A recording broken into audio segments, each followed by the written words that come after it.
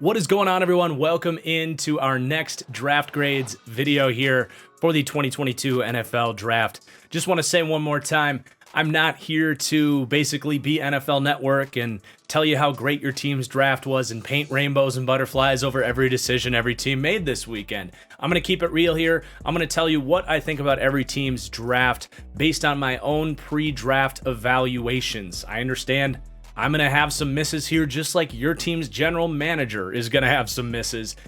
Every year we get a couple teams that screw up the draft.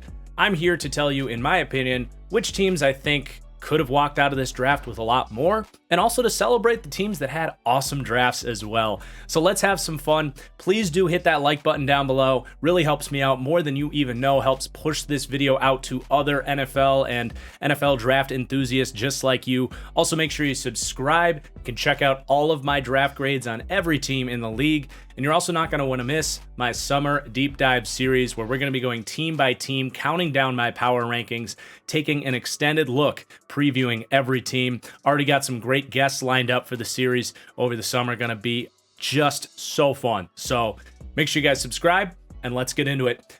Starting with the Atlanta Falcons here, as we're doing the NFC South in this one. And, you know, there's some ups and downs in this draft. Going to be a fun one to talk about. I do have a lot of opinions on this draft class, some good, some bad. So I did not like the Drake London pick. Now, I bumped it up to a D after the emotions set in a little bit. I gave it an F on draft night, and I think it's somewhere in between those two grades, honestly. Ultimately, Drake London can still be a good player. I did have a first to a second round grade on him. I think he'll be relatively productive here, but there's a variety of reasons why I really thought this was a stupid pick, in my opinion. So I made a video on Drake London, a film breakdown, and really talked about why he's actually kind of a boom or bust prospect, because it's so dependent on where he goes if he's going to return value as a first round receiver. I thought if he was going to play on the perimeter, he really needed to be paired with a quarterback really good at hitting comebacks, hitch routes, high difficulty timing routes to the perimeter of the field. And that's because he does not have speed. He is a legitimate 4'6" guy. He's not going to be running past defensive backs at the next level. So when he goes against bigger, better, faster corners at the next level, they're going to get up in his face, they're going to press, and they're not going to be afraid of him stacking them over the top. And you're going to have to make them honest with underneath comebacking routes that are really high difficulty stuff. And that's very dependent on a quarterback that can execute that stuff and a scheme willing to do that kind of stuff. And here in Atlanta, he has neither of those. He has poor quarterback play, and he has a system that is very much predicated on play action, running deep routes on crossing routes, posts, corners. That is not Drake London's game at all. So that's a huge issue I have with him. And then on top of that, I said Drake London could also be a really effective big slot at the next level. Well, honestly, if you said who's the worst team that he could go to that could utilize him as a big slot, the Atlanta Falcons might be at the top of that list, because this is a team that lives and dies in 12 personnel in Arthur Smith's offense. So most of the time, he can't play slot receiver because that position does not exist. And a lot of the times when it does, that's going to be Kyle Pitts. So the thought of Drake London in this system to be this big slot guy that can abuse slot corners and be this awesome bubble catch guy in more of a spread coast offense, as I call it, that's a term I made up, but kind of that Chiefs style, the Saints, more of that style offense as opposed to the Shanahan play action offense. It's just not something he's going to be doing here. So he's going to be asked to run a lot of routes. He's going to be asked that he's not good at. Asked to run away from NFL defensive backs on crossing routes and all this stuff off of play action. That, to me, to take Drake London in this system over the 5 other receivers that were available in this class, it's moronic to me. You could have had Jamison Williams. You could have had Garrett Wilson, who would be a dream here. Hell, I think Treylon Burks, who the Titans took to replace A.J. Brown, would have been a better fit here. I think Olave and even Jahan Dotson would have been a better pick here. So he could be a decent player, but my opinion here, guys, is that this was a really bad use of this draft pick. I think they got a wide receiver 2 in Drake London, and in their system, I don't even know if he's going to be able to be a good player. So really not a fan of that pick. I thought it was D or worse. D is on the most generous side of things. But they did turn around in the second round and made, honestly, one of my favorite picks of the draft. Arnold Ebiketie out of Penn State. Just all of this makes sense when you talk about the need for the Falcons to get an edge rusher. Honestly, if they took Ebiketie at 8, I think that'd be a better pick than Drake London at 8, because I do have him as a first to a second round player, a high impact rookie. I don't think he'll ever be an elite pass rusher, but that's fine. Really just a high energy, really quick, athletic, and strong edge player. He doesn't always win in the most traditional ways. He's not a bull rusher. He's not going to hit you with a bunch of, crazy finesse moves. He's just really good with his arms and his feet. He puts rush moves together very well. I think he's going to be a productive rusher for the Falcons, gives them an impact number 2 guy that I wasn't sure if they'd be able to get in the second round. And they trade up a little bit to get him. Really good move to do that. Really excellent pick. An A+ pick, honestly, for the Falcons here. Then they take Troy Anderson at the back end of the second round. I try to tell you guys, this guy's special. He's going to go second, third round.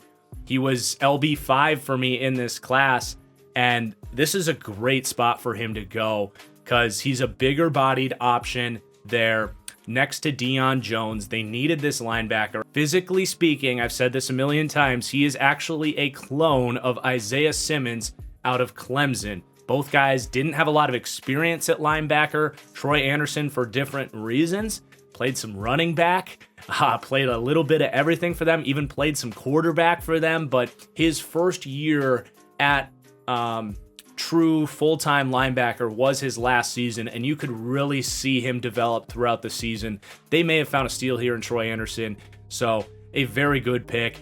And then they take Desmond Ridder out of Cincinnati at a quarterback here in the third round. And I really struggled with this grade. I had it as a C- at one point. I had it as a B+ at one point. I go back and forth a lot on this one. I think there's a lot of different ways this could play out. And ultimately, I settled on a C because there's value there, right? There's a world where he's a Dak Prescott type of day 2 quarterback that is just really smart, becomes a quality quarterback, and you stole that in the third round. I don't have any problems with the process here. And remember, guys, I'm a critical grader. I'm trying to really separate the picks that stood out as amazing value, just average picks, and poor picks. And I think this is right down the middle, honestly. So for me, the Falcons really should not have drafted a quarterback this year, in my opinion. And with Ridder there in the third round, they're like, oh, dang it, like, we have to do this. And I kind of agree. Like, again, the value was just too good to pass up. Not trying to be overly hard on them for this, but I really felt like the Falcons had a very good plan here. They had passed on quarterback to this point. They had held back. They had been patient. When you look ahead to next quarterback class, that they're going to be really picking, their pick of the litter for the most part. They're going to be right there with some of the worst teams in the NFL to maybe get Bryce Young. And for me, that was worth passing on quarterback in this draft. Put another starter in here. They have a ton of needs they could have filled out. And I think there's a world where they, suck to start. They put Ridder in there. He wins them a couple games. Looks good enough that maybe they're picking 4th next year, and they talk themselves into giving Ridder another chance instead of maybe taking a CJ Stroud or a higher upside quarterback than Desmond Ridder is. My comp for Desmond Ridder, a lot of the times, I had inaccurate Dak Prescott on there, and also Marcus Mariota. He's kind of around that territory. I think he's a good quarterback prospect. They may have stolen value here in the third round. Personally, I would not have drafted a quarterback here. I would have gone for another playmaker, a cornerback like a Jalen Armour-Davis who could turn into a starter for you, maybe another safety, another pass rusher, something that would give you a starting caliber player to build a better core here for a quarterback of the future. There's going to be a lot of opinions on this pick. Some Falcons fans will totally agree with me that this was not a good year to draft a quarterback for them based on their timeline. Some are probably going to be really excited to see Desmond Ridder, and that's totally fine. He could turn into a good quarterback for them. But I think they were one of these teams like Detroit is setting up. You know, Detroit's the perfect example. They got a ton of really good picks and are setting up brilliantly after a 2-year rebuild to draft a quarterback next year. I think this was just a little bit of impatience for the Falcons that I would not have done personally. I would have waited this out. But a C grade at the end of the day. Then they take D'Angelo Malone out of Western Kentucky. Look, I thought he was a late day 3 player. It is what it is. He could definitely prove me wrong. That's the fun of all this. But for me, he's at best a third depth piece, a third rotational edge rusher that can do a little bit of everything. Undersized guy, doesn't have a lot of power, lacks elite athletic traits to, dominate as an undersized guy. Don't really see the upside of this pick. Don't really understand why you would take him here in the 3rd round. So a pick I will be critical of. I'm going to give it a D-, almost an F. That edge group is so bad. There were a lot of edge players that had come off the board to this point. So that's really the only thing saving this from being an F pick. Then you fast forward to the 5th round. They take Tyler Algier out of BYU. I love this fit for him. He's a really powerful running back. Not unlike Mike Davis, to be completely honest. So they let Mike Davis go after the draft. He's going to become a free agent. Tyler Algier, I think, is going to be a really productive player here. Cordarrelle hasn't really been a full-time running back for them. He usually gets about 10 carries. I think Tyler Algier is going to give you some power and a guy that's actually really good once he gets into the 2nd level. So I'm gonna give this an A. I really like the landing spot here for Tyler Algier and a great value. Someone I had a 4th round grade on. They grabbed Justin Schaefer out of Georgia. Fine. They needed some more depth on that offensive line. Hometown guy, totally cool with it. Nothing crazy. And then they stay to the Georgia roots, grabbing John Fitzpatrick, who's kind of a blocking specialist. They did need this in their offense. You obviously have Kyle Pitts there. I had them taking a Trey McBride earlier in the draft in some of my mock drafts just to kind of give you a dominant 12 personnel out there. But, John Fitzpatrick is not Trey McBride, but he's a good blocker. Someone wasn't really on my radar until after they took him, but I see why they drafted him. It's fine. So ultimately, some ups, some downs. I give this draft a C+ for the Atlanta Falcons. I think Drake London was a mistake. I think you should have gone I would have gone with my number 1 wide receiver. Garrett Wilson would have been a great fit here. I would have gone with a lot of other options. So that was a rough start. They make up for it with Ebiketie, and then some ups and downs throughout the rest of the draft, really. So, yeah, I think they could have walked out of this draft with a lot more than they did, but not a horrible draft either. Okay, then the Carolina Panthers up next. Really got to commend them. David Tepper, Matt Rule, and Scott Fitterer, for the patience here to say, look, none of these quarterbacks are worth the 6th overall pick. We understand the media thinks we're going to do it, but let's not be stupid here and make a rash decision because our coach is on the hot seat. They stay put and get Ike Ekwonu, hometown guy out of NC State. This is an excellent pick here at number 6. And I kind of understand even why they would go with him over Evan Neal. I think Evan Neal is a better day 1 impact as a pass protector, but Ike Ekwonu could actually play guard for them in year 1. Brady Christensen, I would say, is a better player than whoever they're slotted to trot out there at left guard. Either way they do that, it'll be perfectly fine. I do think Ekwonu needs to work on his pass protection technique to be even an average pass protector day 1 at left tackle. But still, an excellent pick. This was the one glaring need on this team outside of the quarterback position, and the quarterbacks were not worth it here. So I love the patience by them. And then they come up in the 3rd round because they didn't have a 2nd or a 3rd round pick, and they come up and get a quarterback, Matt Corral. And honestly, the difference between Matt Corral and any quarterback they were thinking about at number 6 is marginal. In fact, sounds like you might have been their pick at number 6 if they took a quarterback. I like the way he fits here. I don't think he's a better quarterback than Sam Darnold in September. I think there's a lot of development to be done there. I will be a little bit surprised if he starts, and I don't know if he's gonna like save this team's season or save Matt Rule's job or anything like that. But from a true value perspective, Matt Corral is someone that I did think could have been someone you invested a late first round pick on, a guy with all of the athletic traits, a strong arm, an Aaron Rodgers-esque release as far as that flip of the wrist ability to get the ball out in the quick game, which is something you can package into your offense, and I think they will with some excellent run after catch threats here and a guy like Christian McCaffrey here. So we'll see how the kind of quarterback battle goes. I still think this team would be smart to go and pursue a Jimmy Garoppolo, who would be a great mentor for Matt Corral.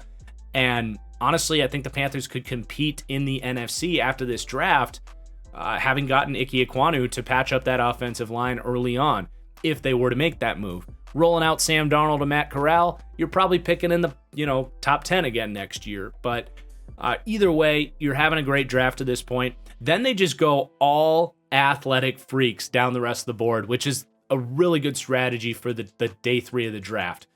Brandon Smith out of Penn State will be a developmental linebacker for them. I don't think they get much from him day 1.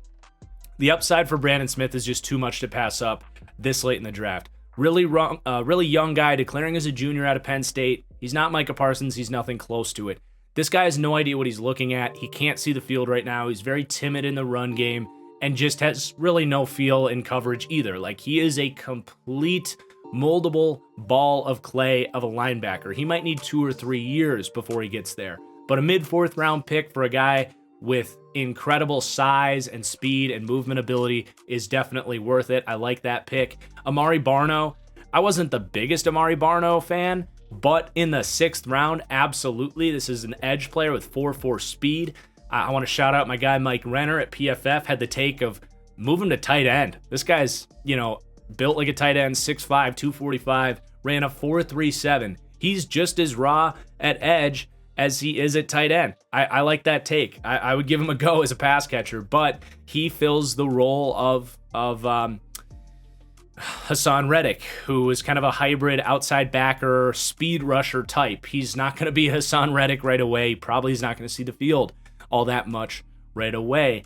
However, in this system that has found a creative way to use a just speedy athlete of a pass rusher that does have a lack of kind of true pass rush moves, I think he can eventually become a player for them. If nothing else, he's going to be a monster covering kicks as a special teamer. They take Cade Mays in the 6th round. Totally cool with this value.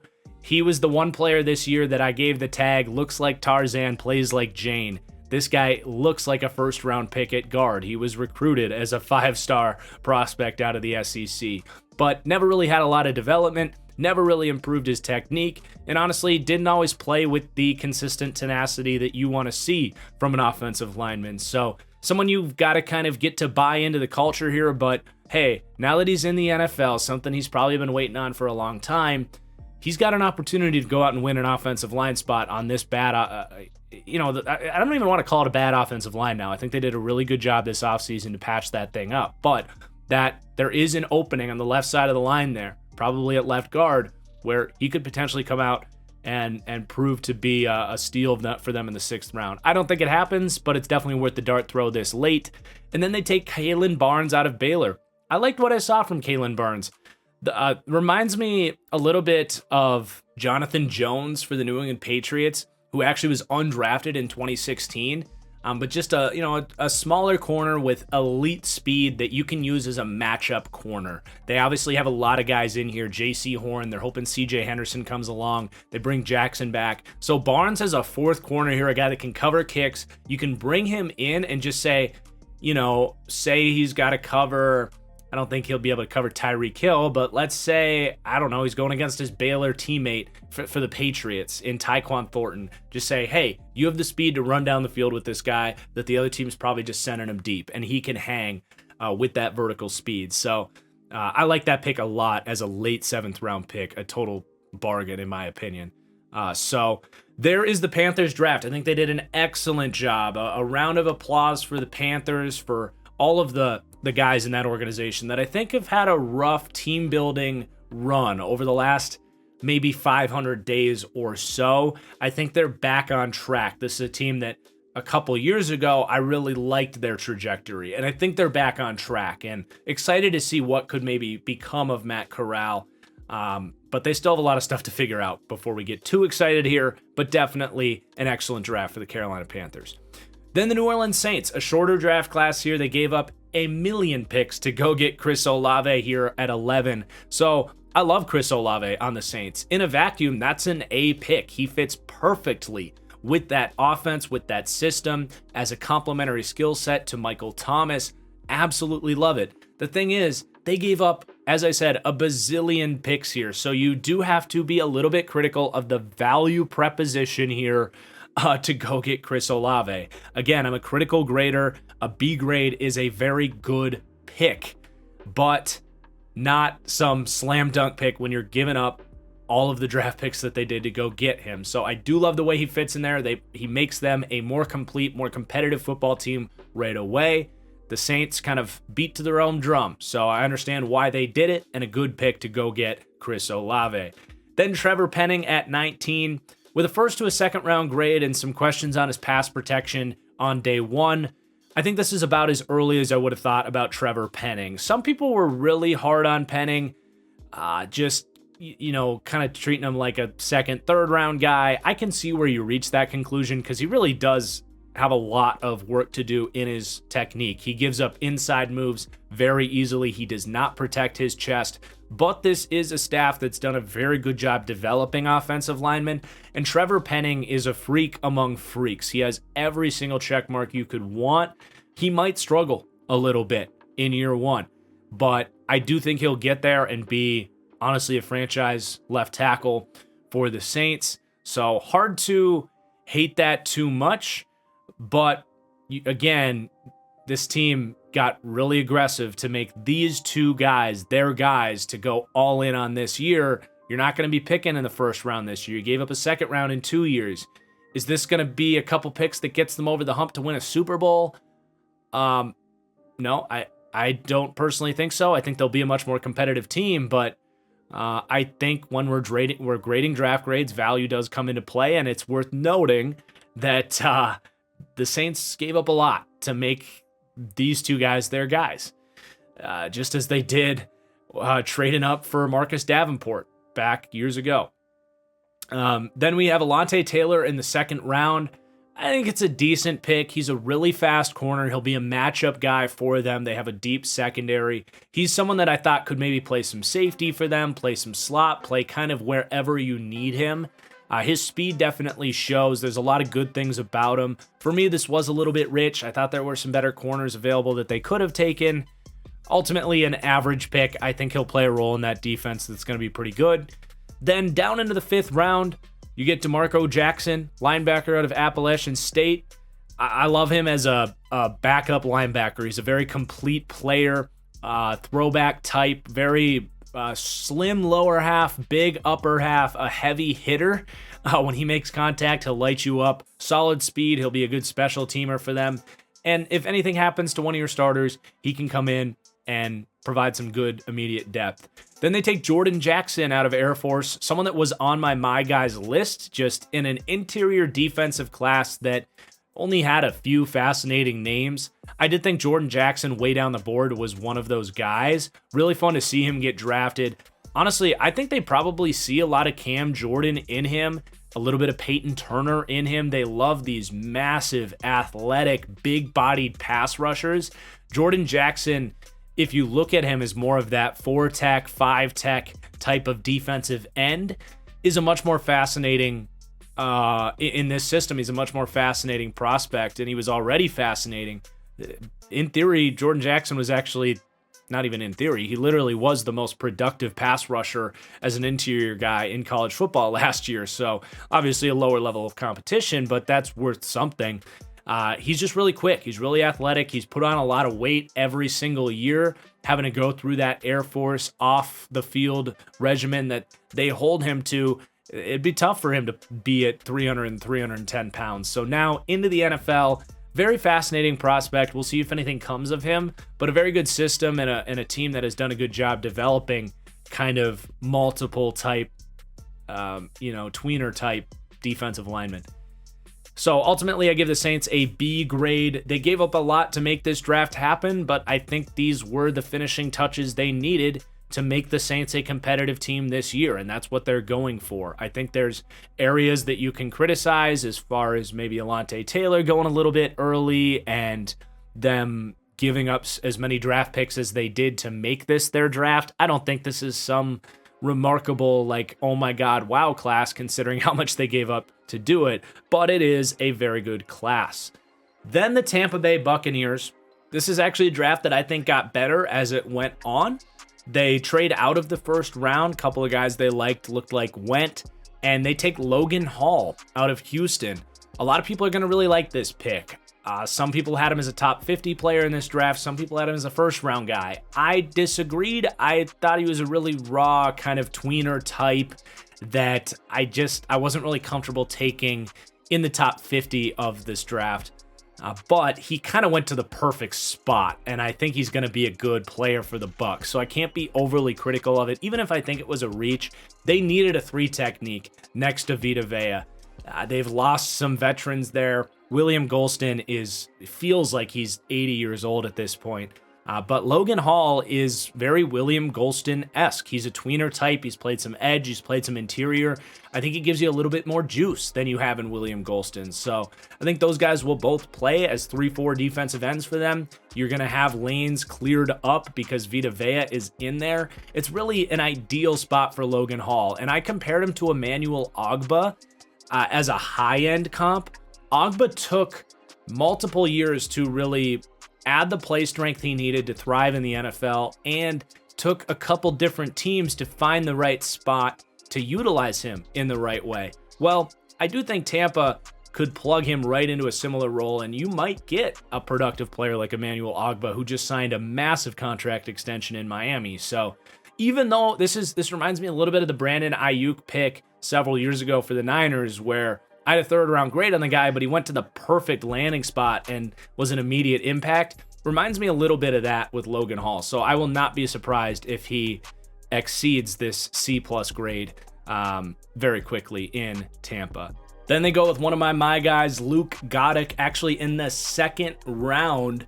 When I floated a little bit of shade out there and said, Luke Goedeke is the Central Michigan offensive lineman that really blew me away, I had no idea that he was actually going to get drafted ahead of Bernard Raymond, who I did. I had Raymond as a 2nd round guy, Goedeke as a 3rd round guy, so I ultimately did think Raymond was better, but I didn't think it was all that different. And man, the Bucs take Luke Goedeke off the board, and I love how he fits with this team. Is it a bit early based on my grade? Yeah, but end of the 2nd round, a lot of interior guys have been drafted to this point. No problem with this pick at all. I think he slides right in at guard, where they have a gaping problem. They missed out on Zion Johnson. They missed out on Kenyon Green. They even missed out on Cole Strange, who they may have had their eye on.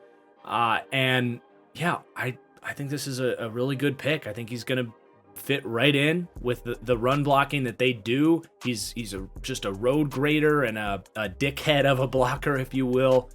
And I like this pick a lot. I think they got a starting quality guard in the 2nd round. Hard to knock them for that. Then Rachaad White in the 3rd round. Like, why? Yeah, you gave Leonard Fournette the extension. I see where he fits in there. He's really smooth catching the ball. He could be a good back for them, but it's a little early for me to take Rachaad White. I think he was a part of a giant cluster of running backs. You didn't have to spend this pick on him right here. Other directions that you could have gotten more valuable. You could have gotten more value out of that 3rd round pick. Maybe he turns into a superstar and makes me look stupid. I do like Rachaad White. I think he's a good running back, but there's not like some clear lane for him to make an impact right away. So C+, above average pick, but nothing crazy for me.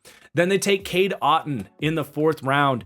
My comparison for Cade Otton on my draft board on Patreon was Cameron Brate. So there you go. You get a younger Cameron Brate in there. Classic Y tight end, really easy, smooth hands, capable blocker, a little bit on the lighter side for a 6'5" guy. But yeah, just in general, a very sound tight end prospect. And we don't know if Gronk's going to be back here. So we know they like to use their tight ends, and Cade Otton gives them a 2 tight end package with him and Cameron Brate that is very respectable. So an excellent pick for me in the 4th round. Then they take a punter. Again, I don't condone drafting punters, especially in the 4th round. We'll see how he works out. I'd actually give that a C- because it's just too early to take a punter for me. But, holy hell, Tom Brady's lucky magic ball works again. He was rubbing it before the draft started, said, come on, make something crazy happen. Yet again, we got Tristan Wirfs, we got, Antoine Winfield. Give me something like that again. And I don't know if Zion McCollum's going to be that level player, but my God, in the 5th round to get Zion McCollum, who if they just took him in the 1st round, I probably would have given it a B or higher of a grade. Unbelievable that they are able to get the perfect cornerback as a CB4 on this team. I really thought the Bucs needed to get someone like Zion McCollum in the building there. When you look into the future, it's going to be impossible for them to keep all of these guys in the secondary. You got Jamel Dean coming up. You have Sean Murphy-Bunting coming up. They just lost Jordan Whitehead. You're going to have to pay Antoine Winfield after next season. So they have got to get some youth and replacements in the sort of pipeline here. And he's going to be able to play as a 4th corner right away as well, but he doesn't have to as a 5th round pick. Zion McCollum's athleticism is literally off the charts. According to Math Bomb on Twitter, RAS scores, he is the most athletic cornerback prospect to ever come out of college. 6'2", 200 pounds, 4.3 speed, agility scores off the test, jumped out the gym, everything off the charts for Zion McCollum. Did not bench, little bit of a lighter frame for a 6'2 guy, but at 200 pounds, he can hold up. Man, I cannot believe Zion McCollum fell to the 5th round. You look at like Justin Ross, Carson Strong being some falls in this draft, and you can say, yeah, it was injuries with them. Even like Nakobe Dean, some people thought was this big fall. Zion McCollum falling to the 5th round makes absolutely no sense to me. Yes, he played at a lower level of competition. Yes, he's a little bit older, but God, I cannot believe that they pulled this off. My comparison for Zion McCollum on the draft board was literally Sean Murphy-Bunting. So they get a couple of guys in Cade Otton, Zion McCollum, Logan Hall. I didn't have written William Golston, but now that he's here, it makes a ton of sense. So they get some guys in the pipeline for sure. Even Rachaad White's kind of similar to modern day Leonard Fournette as well. So they definitely get some guys in the pipeline. They improve their depth in this draft. They get a blocking tight end in Keith out of Minnesota, and Andre Anthony out of LSU, someone I didn't evaluate, probably someone they just see as a special teamer. But I think this was, at the end of the day, a good draft. I give it a B. I think they left a little bit of value on the board, but man, they made up for it with the Zion McCollum pick. And I think this is a draft that's going to help them compete for a Super Bowl this year, which is, at the end of the day, that's the plan for the Bucs here. I don't think this was some excellent draft stacking up with the best drafts we've evaluated to this point, but didn't really make any mistakes, and they found some value as well. So Tampa Bay Bucs getting a B, wrapping up the NFC South here. We're going to be doing the AFC South next. I really hope you guys have been enjoying the Draft Grades videos. Please do hit that like button if you did. Definitely comment down below where you agree, where you disagree. Appreciate you for watching, and we'll see you for the next one. Peace out.